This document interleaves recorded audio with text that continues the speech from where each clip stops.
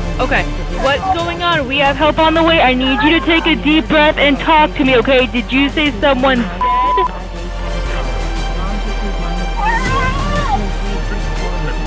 Hello?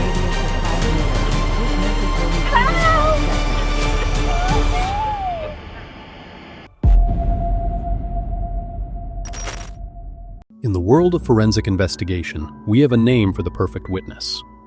It's a witness that cannot be intimidated. It cannot be bribed.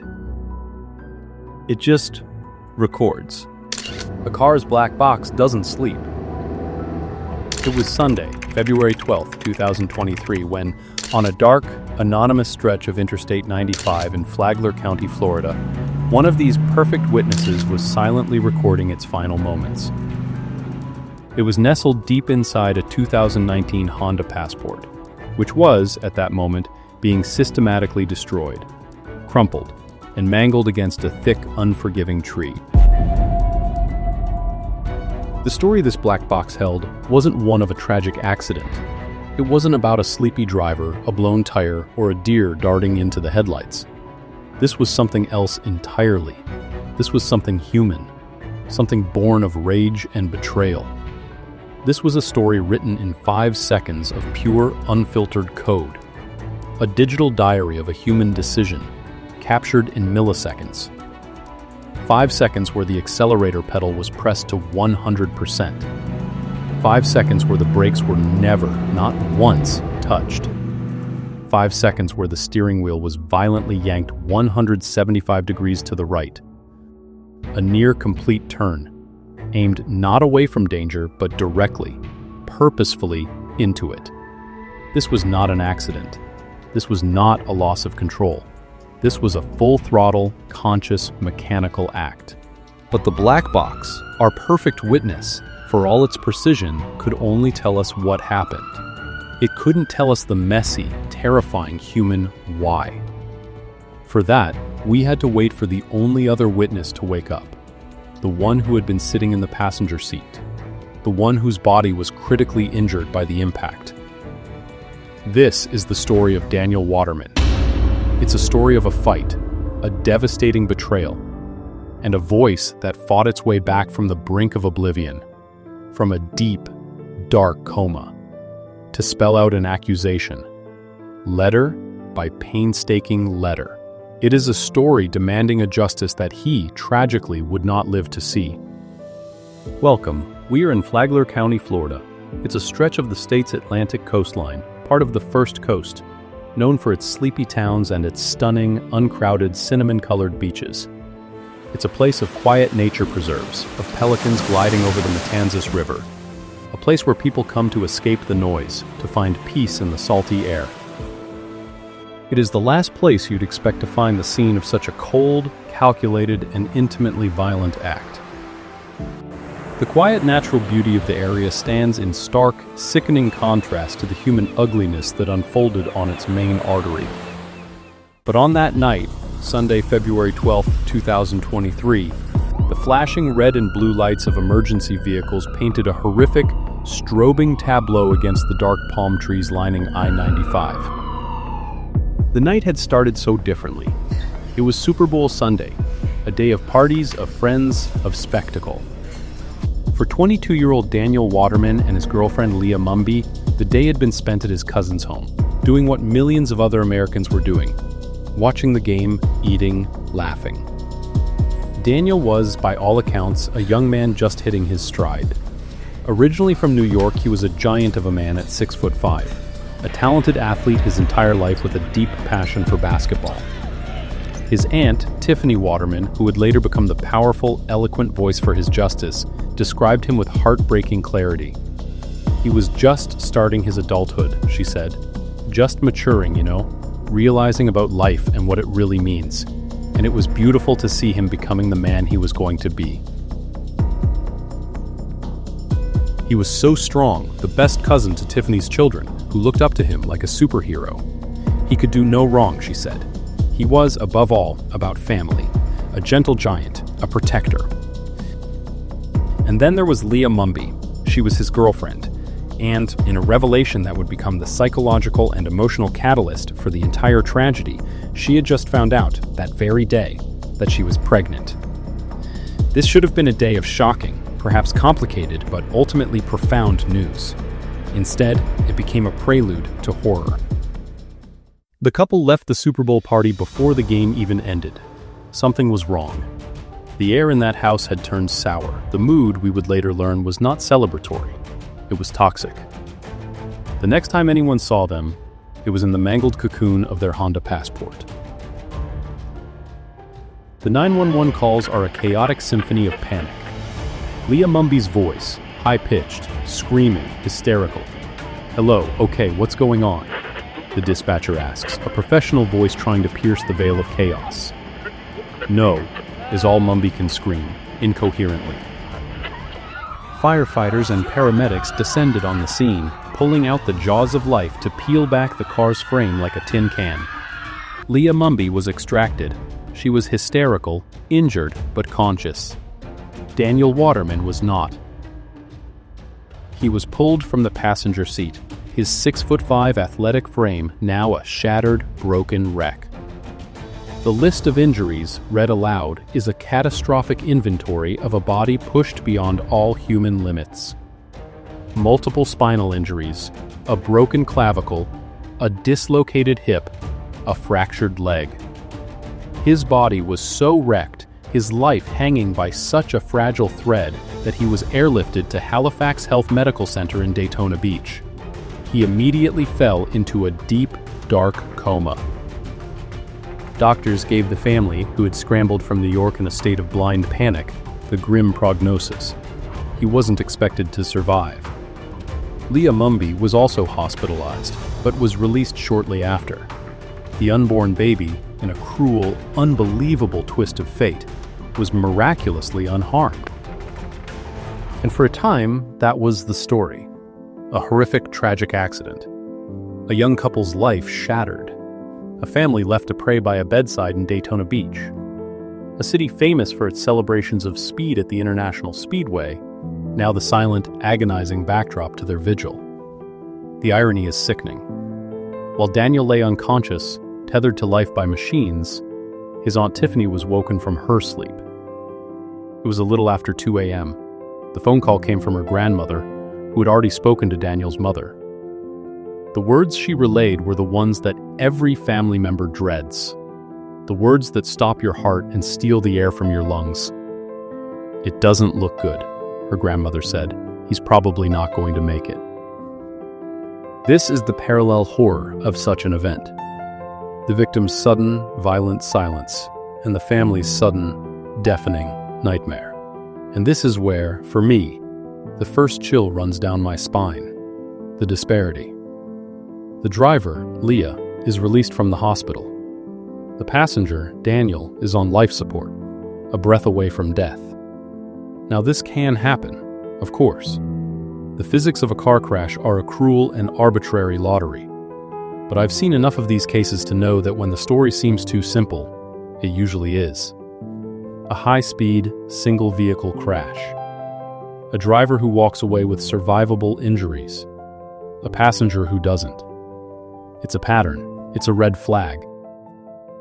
And in this case, the flag was waving violently because the driver, when questioned by the Florida Highway Patrol, had a simple, clean, unassailable defense. "I don't know what happened. I only remember waking up in agonizing pain." Amnesia. Convenient. Clean. It's the perfect shield. It's a full-body flinch, a get-out-of-jail-free card for the memory. How can you hold someone accountable for something they can't even remember? How can you prove intent when the suspect claims to have no memory of the event itself? For weeks, the case stalled. There was only one person who truly knew what happened inside that car, and he was silent. Lost in the gray fog of a coma, with machines breathing for him.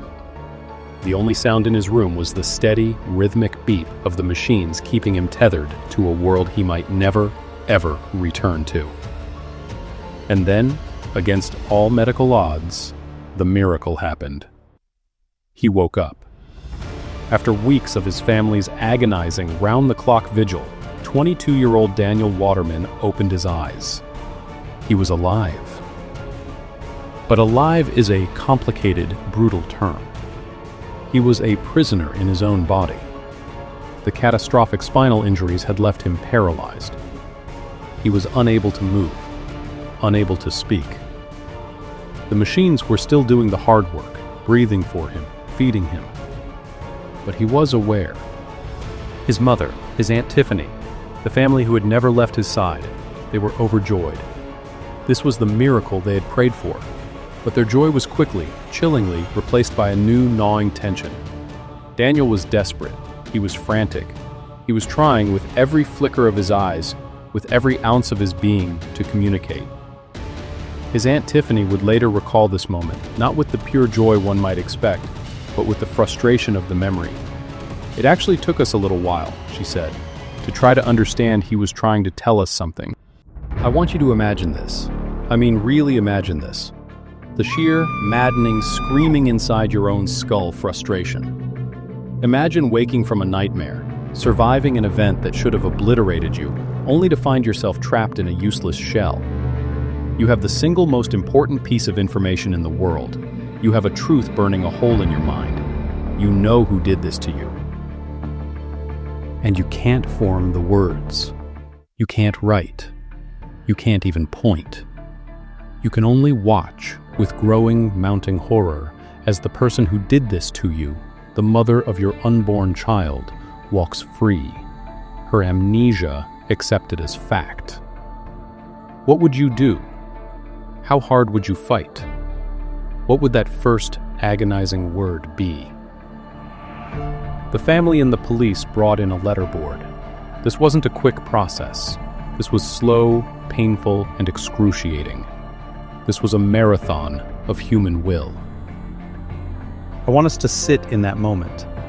I want you to feel the air in that Daytona Beach hospital room, the smell of antiseptic and bleach, the low, constant hum of the ventilator, the family leaning in, their knuckles white, holding their breath, tears streaming down their faces, the detective, patient, pointing to the alphabet, letter by letter, A, B, C. Daniel would make a sound, a grunt, a noise from his throat. Yes, letter. By letter. By agonizing letter.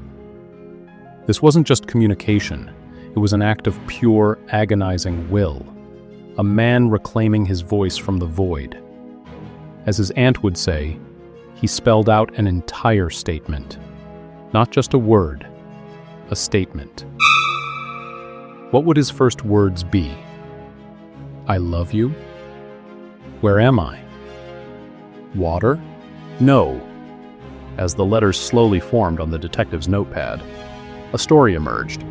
A statement. An accusation. A story that turned that sterile hospital room into the scene of a chilling, first-hand confession. This is what the FHP affidavit, dated May 15, 2023, states, based on that agonizing letter-by-letter interview. Daniel stated that he and Leah were in an argument. He confirmed that Leah had found out she was pregnant that very day. He confirmed the argument was also about a text message he had received from a female friend back in New York. He stated they exchanged expletives. He stated Leah began driving recklessly. And then, the final, terrifying moments of his conscious life. A play-by-play of his own attempted murder, delivered one letter at a time. Daniel stated that Leah slowed the SUV down to 50 miles per hour, and in this moment, he told police, he tried to get out of the car. Let that sink in. The situation inside that Honda was so terrifying, so volatile, so dangerous, that Daniel Waterman was willing to jump out of a moving vehicle on the interstate. That wasn't a reckless driving situation. That was a hostage situation. He was trapped in a metal box with someone who had lost all control. But Leah didn't let him. The affidavit continues. Leah began to speed up to 80 to 90 miles per hour. She floored it, trapping him, using the car's acceleration as his prison. And then, the last thing he remembers before the world went black? The last words his girlfriend ever spoke to him. A sentence that hangs in the air like poison. A sentence that is the very definition of malice. I don't care what happens. You'll get what you deserve. He then told them, letter by letter, that she swerved off the roadway, colliding with a tree, making Daniel incapacitated. This is the moment. This is when everything changes. This isn't a true crime story about piecing together fragmented clues or tracking down a mystery killer. This is a story about the victim handing you the entire case, spelled out from a hospital bed. This is one of the most powerful and chilling pieces of testimony I have ever encountered. This isn't a dying declaration in the technical legal sense, not yet, but it carries that same profound, unimpeachable moral weight. Why would a man who has fought his way back from the absolute brink of death lie? What purpose would it serve? This is a man who has had everything stripped away except the truth. His family, who had been praying for his recovery, was now faced with a new, horrifying reality. Their son, their nephew, hadn't been in an accident. He had been the victim of an attempted murder, and the perpetrator was the mother of his unborn child. The case was no longer about a tragic crash on I-95. It was about what happened in the seconds before the crash. The investigation now had a laser focus. Find the why, and find the proof. So, what turns a Super Bowl Sunday into a crime scene? What turns a pregnant girlfriend into an alleged killer? The answer, it seems, began with the ping of a single text message, and it unraveled from there with terrifying speed. Investigators didn't just have Daniel's testimony, they had his cousins, Jessica and Sarah Stappenbeck. They were the last people to see the couple before the crash, and they painted a picture of an evening that was already unraveling, an atmosphere thick with tension. Jessica told the local outlet, Flagler Live, that Daniel and Leah left the party early, visibly upset. But they didn't just leave. Jessica was the last person to speak to Leah before the crash, and she wasn't just a person Leah spoke to. Leah called her, twice, while driving. Twice. What was so urgent, so all-consuming that it couldn't wait? Leah was, in Jessica's words, upset about Daniel being in contact with that female friend back in New York. The cousins claimed that Leah, in a fit of jealousy, took Daniel's phone from him again while she was driving. Let's pause on that word. Again. That single word is a novel. It speaks to a history. It implies this wasn't the first time. It paints a picture of a relationship that wasn't just toxic in that moment, but was likely defined by this sort of controlling, jealous, and impulsive behavior. This wasn't an isolated incident. It was the escalation of a pattern. And here's where I have to pause again. I must. We've all seen arguments. We've all been in relationships, heated or otherwise. But there are lines. Lines that are drawn by common sense, by decency, by the law. Taking someone's phone during an argument is a violation of trust, a petty, controlling, childish power play. But Leah wasn't done. Jessica Stappenbeck told investigators she received a text message from Daniel's phone, just minutes before the crash. But she knew it wasn't Daniel. The text was sent at 2:09 a.m. The first 911 call from the crash scene came in at 2:13 a.m. This text was sent, at most, 4 minutes before the crash that would end Daniel's life. 4 minutes, 240 seconds. It read, "This is what he gets for being a liar and a cheater. This is the moment. This is the case." In my opinion, this text message is the single most damning piece of evidence in the entire investigation. It's more powerful than the steering wheel angle, more telling than the accelerator data. Why? Because it's a confession. It's a digital signature of intent. It's a mission statement. It's a manifesto of a crime, typed out and sent in advance. Think about the sequence of events this implies. Leah is driving on a dark interstate. She's in a state of blinding rage. She calls the cousins, raging. She steals her boyfriend's phone, again. She then unlocks his phone, opens his messages, finds his cousin's contact, types out a 10-word message, and hits send. All while driving on the interstate. This is not a crime of passion in the sense of a sudden, impulsive snap. This is a process. This took time. This took thought. This was a calculated, multi-step act of rage. This was a conscious, deliberate, multitasking effort. This is the action of someone who is in control and making a series of deliberate, vengeful choices. And then, 4 minutes later, the crash. When you put this text next to Daniel's final chilling memory, you'll get what you deserve. It's a perfect, terrifying match. The text was the setup. The crash was the punchline. And what was Leah's response to this mountain of evidence? Daniel's testimony, the cousin's calls, the text message? I don't remember. Amnesia. The shield. The text message alone proves she was conscious. It proves she was aware. It proves she was capable of complex thought and action. The amnesia claim, in my opinion, was a lie. A convenient, self-serving, and transparent lie. A lie shattered by a 10-word text. And it was about to be obliterated by the one witness that couldn't be argued with, intimidated, or gaslighted. The black box. If Daniel's testimony was the heart of this case, the event data recorder, EDR, was its cold, calculating brain. Investigators from the Florida Highway Patrol pulled the EDR from the crumpled Honda, and its data downloaded like a precise, second-by-second diary of a murder. Let's walk through this together. Let's translate the cold, hard data into the language of human action. The FHP report states that in the 3 to 5 seconds prior to the crash, the vehicle was moving at a steady 93 to 95 miles per hour. This is not just speeding. This is a white-knuckle, projectile-level speed, hurtling through the Florida night. Then, 4 seconds prior to the crash, the accelerator input increases. The car is already nearing 100 miles per hour, and the driver presses the gas pedal harder. This is the moment, I believe, that corresponds with Daniel's memory. The moment he tried to get out, and she, in response, sped up. I'll trap you in this car with my speed. And what about the brakes? The single most important pedal in a moment of panic? The report is clear, concise, and chilling. The brakes were not applied.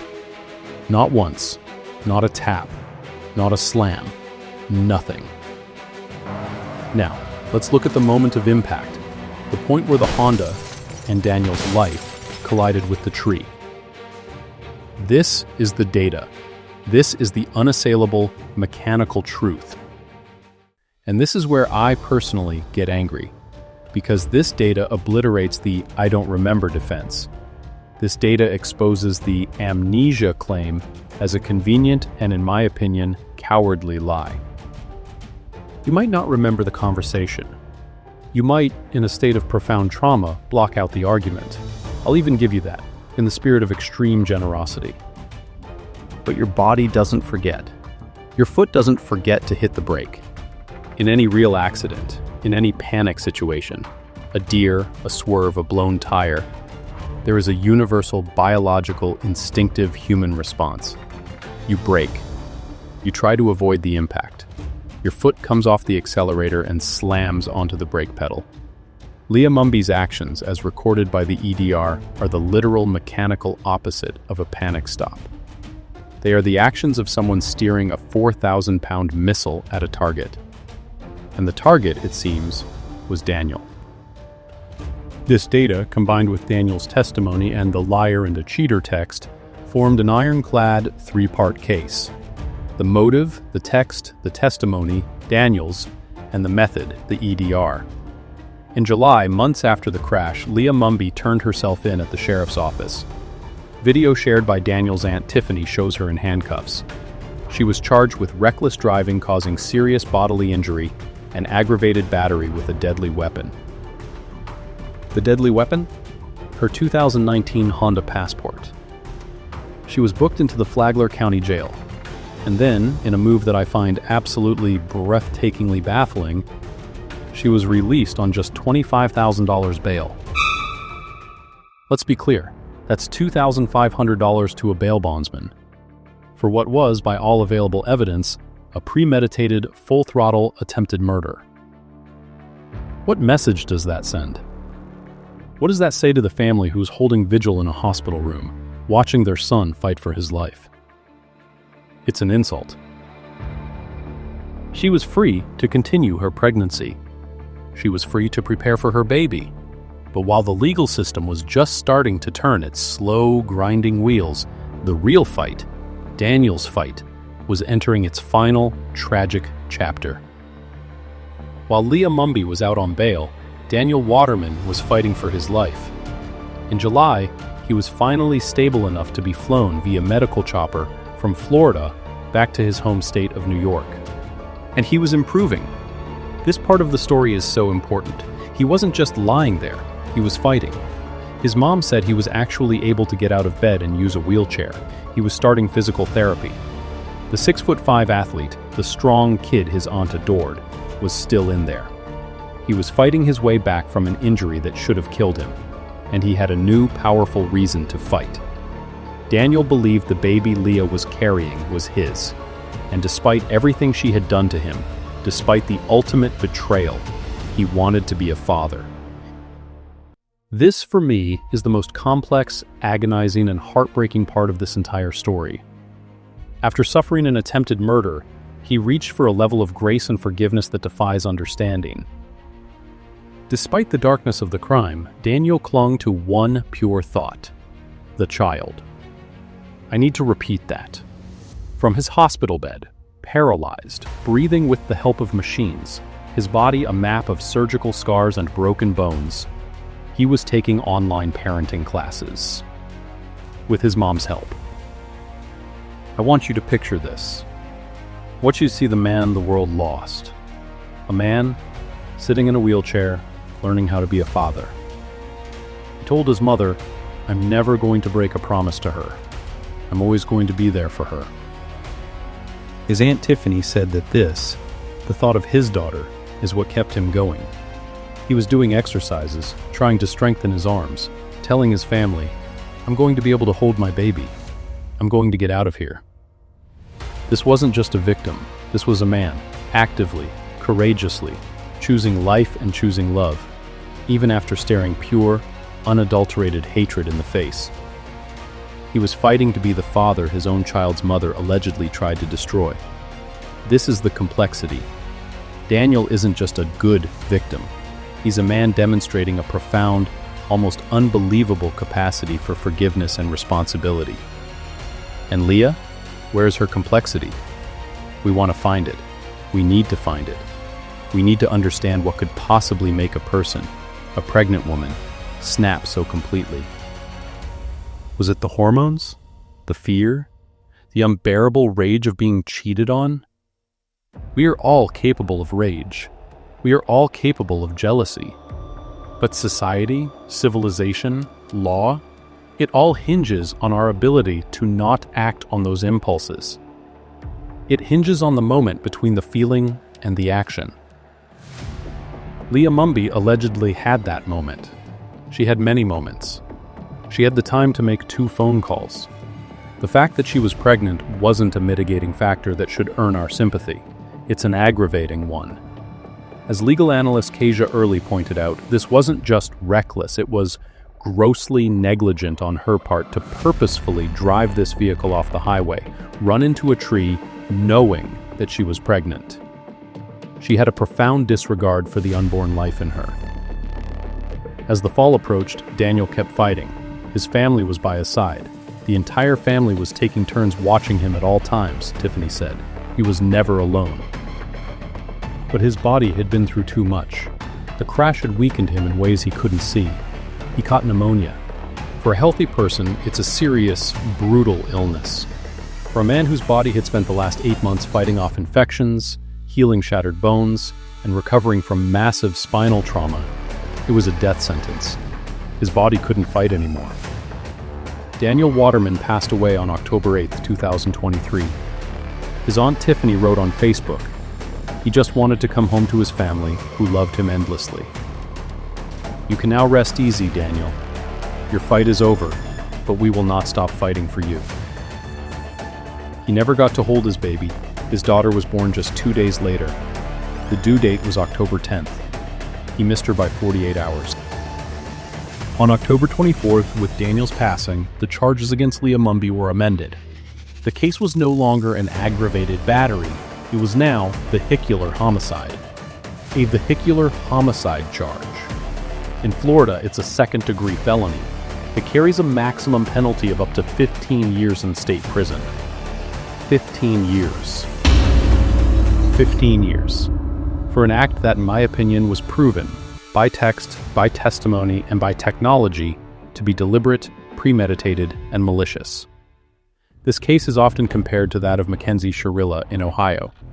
In July of 2022, the 17-year-old was accused of intentionally slamming her car into a building at 100 miles per hour, causing the loss of life of her boyfriend, 20-year-old Dominic Russo, and their friend, Davian Flanagan. Prosecutors argued it was a toxic, abusive relationship, and she wanted to end his life. A judge found her guilty, not of vehicular loss of life, but of a fatal attack. Why the difference? Perhaps it's the Florida statute. Perhaps it's a failure of the prosecution to pursue the fatal attack charge. And what about the legal case now? Now that Daniel is gone, what happens to his testimony? The defense will, without a doubt, file a motion to have it thrown out. They will call it hearsay, a story from a man who can no longer be cross-examined. It's a standard and often effective legal tactic. But the prosecution will fire back, and this is where the case is so unique. They will argue it is not just hearsay. They will argue it is a statement from the grave, a statement that is corroborated by two other independent and unimpeachable witnesses. The liar and a cheater quote text message. This creates a legal catch-22 for Leah Mumby. As analyst Kasia Early explained, she believes Leah must testify. Why? We don't know if Leah has one, but the defense certainly knows the danger. It is a perfect three-pronged trap. The words of the victim, the words of the suspect, and the cold, hard data of the machine. Meanwhile, Daniel's family is left with the wreckage. They are left with millions of dollars in medical bills from the 8-month fight to save his life. We're talking into the millions. A GoFundMe was set up. This is a uniquely American tragedy. Your son is the victim of a violent crime, and your family is left with a crippling, life-destroying debt. They are also left without any contact with Daniel's daughter. The baby, the one he was taking classes for, the one he was fighting to hold, is with Leah's family. This is perhaps the most bitter pill of all. They are left with a justice system that, even if it convicts, can only offer a pale, bureaucratic shadow of what real justice would be. As of the original reporting, Leah Mumby was still out on bail, not even arraigned on the new vehicular homicide charge. The wheels of justice grind agonizingly slow. So what is the lesson here? What is the profound message we're supposed to take away from the senseless, agonizing, tragic loss of a 22-year-old man? The easy answer is, don't be in a toxic relationship. The easy answer is, don't text and drive, which feels like a sick, twisted joke in this context. The real lesson, I think, is something darker. It's about the terrifying thinness of the line between who we are and what we are capable of. We look at cases like this, at Leah Mumby, and we want to see a monster. We want to believe she is fundamentally, genetically different from us. It's comforting to believe that, but the evidence points to a different, more unsettling truth. The evidence points to a normal person, a young woman who, in a moment of profound, narcissistic rage, made a choice. And the difference between a tragic life and a normal one, the difference between a family and a tragedy, is sometimes just one single, terrible choice. Daniel's choice was to become a father, no matter what. Leah's choice was to press the accelerator. The legacy of this case is one of voids, the void Daniel leaves in his family. the void of a father that his daughter will never know, and the void in our justice system, which struggles to find a punishment that fits a crime so intimate, so violent, and so cold. Daniel's fight is over. His family's, as they promised, continues. But the real voice of this case, the one that will outlast all the others, is the cold, hard data from the black box. It's the whisper from the hospital bed. It's the truth, spelled out, one letter at a time. If Daniel's story left an impact on you, please let me know your thoughts on this tragic case in the comments below. Hitting the like button and subscribing helps share Daniel's fight for justice with more people.